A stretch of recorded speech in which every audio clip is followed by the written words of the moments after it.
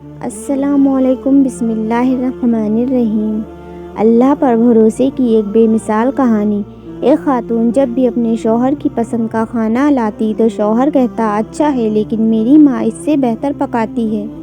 بیوی شوہر کو مسکرا کر دیکھتی ہے اور چلی جاتی ہے، اور جب بھی بیوی اچھا پرفیوم لگاتی وہ اس سے کہتا کمال ہے، میری ماں کی خوشبو کی طرح ہے۔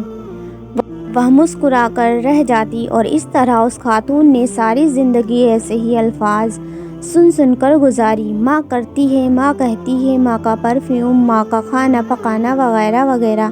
بیوی ہر بار مسکرا کر رہ جاتی۔ اس عورت کی ایک بہت خوبصورت عادت تھی کہ جب بھی اس کا شوہر کام سے گھر آتا تو بیوی ہمیشہ چہرے پر مسکراہٹ سے شوہر کا استقبال کرتی، کیونکہ وہ عورت جانتی تھی کہ بیوی کا ایک میٹھا بول شوہر کے دن بھر کی تھکان اتار دیتا ہے۔ اسی لیے وہ جب بھی اس کا شوہر گھر آتا وہ شکوے شکایت کی بجائے چہرے پر مسکراہٹ سے سوال کرتی، کیونکہ وہ اپنی بیوی اور بچوں کی خاطر دن بھر خون پسینہ ایک کر کے آ رہا ہے۔ شادی کے 27 سال بعد ان کی والدہ کا انتقال ہو گیا۔ والدہ کی تدبیر کے بعد شوہر اکیلا بیٹھا تھا۔ اس کی بیوی اس کی آزمائش میں اسے تسلی دینے لگی تو اس نے اس سے کہا اب تمہارا کھانا پکانا میری ماں کے پکانے جیسا ہو گیا ہے، اور تمہاری باتیں میری ماں کی طرح ہیں، اور تمہاری ہنسی اور تمہاری خوشبو بھی میری ماں کے جیسی ہو گئی ہے۔ بیوی مسکرا کر بولی وہ کیسے؟ تو شوہر نے کہا میں نے تم سے 27 سال کی عمر میں شادی کی تھی اور ہماری شادی کو 10 سال ہو چکے ہیں، اب تم میری ماں جیسی سوچ رکھنے والی ہو۔ بیوی کہنے لگی کہ آپ ریاضی کے پروفیسر ہیں، پھر بھی آپ کا حساب غلط ہے۔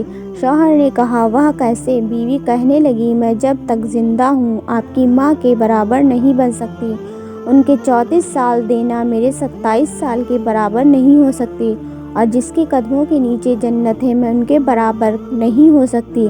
شوہر پھیلتے جذبات سے رو پڑا اور کہنے لگا کیا تمہیں کبھی میری ماں سے تسبیح دینے کی تکرار سے پریشانی نہیں ہوئی؟ میں ہر کام میں ماں کو یاد کرتا تھا، ان کی تعریف کرتا تھا جیسے کہ دوسری خواتین کرتی ہیں۔ اس نے کہا نہیں، کبھی نہیں، بلکہ معاملہ اس کے برعکس ہے۔ خاوند نے کہا کہ وہ کون سی باتیں ہیں جو تم تمنا کرتی رہی ہو اور میں تم سے پوچھ نہ سکا؟ بیوی نے کہا کہ جب بھی آپ اپنی ماں کی بات کرتے ہو میرا موازنہ ان سے کرتے تھے، میں کہتی تھی اللہ میرے بیٹے کے دل میں میری محبت ویسے ہی ڈال دے جس طرح تو نے اس کی دادی کی محبت اس کے باپ کے دل میں ڈالی ہے، کیونکہ آپ کی اپنی والدہ سے محبت تمام حدوں سے بڑھ کر ہے، اور میں بھی یہی چاہتی ہوں کہ میرا بیٹا بھی مجھ سے ویسی ہی محبت کرے آپ اپنی والدہ سے کرتے ہیں۔ اور میرے سرتاج مجھے آپ پر فخر ہوتا تھا کیونکہ آپ کا بیٹا آپ پر ہی جائے گا۔ اللہ ہمیں والدین کی رضا حاصل کرنے والوں میں شامل فرمائے۔ اگر آج کی بہو یہ بات سمجھ لے یا گن سیکھ لے تو بڑھاپے میں پرسکون رہے گی۔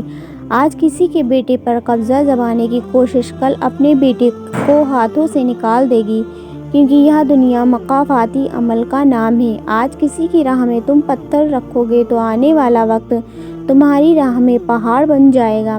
ماں راتوں کو جاگ کر بچوں کے لیے اپنا آرام سب کچھ قربان کر دیتی ہیں، اور باپ اپنے بیٹے اور اس کی ماں کے اخراجات پورے کرنے کے لیے دن بھر محنت مزدوری کرتا ہے۔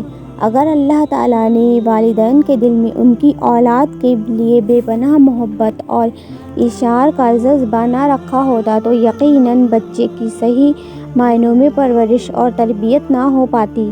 اب اگر یہی بچہ بڑا ہو کر اپنے والدین کو بڑھاپے کی حالت میں بے یار و مددگار چھوڑ دے، ان کے ساتھ حسن سلوک سے پیش نہ آئے، ان کی گستاخیوں بے ادبی کرے، تو اس سے زیادہ بے انصافی اور ظلم کیا ہو سکتا ہے؟ اللہ تعالیٰ ہم سب پر رحم فرمائے اور آپ سب پر خصوصی کرم فرمائے۔ جن کے والدین زندہ ہیں ان کو اللہ لمبی عمر عطا فرمائے۔ امید کرتے ہیں آپ کو ہماری آج کی ویڈیو بھی ضرور پسند آئی ہوگی۔ ویڈیو کے بارے میں اپنی رائے دینے کے لیے ہمارے چینل کو سبسکرائب کریں اور ویڈیو کو لائک کریں، شیئر کریں اور کمنٹ کر کے بتائیں۔ اللہ حافظ۔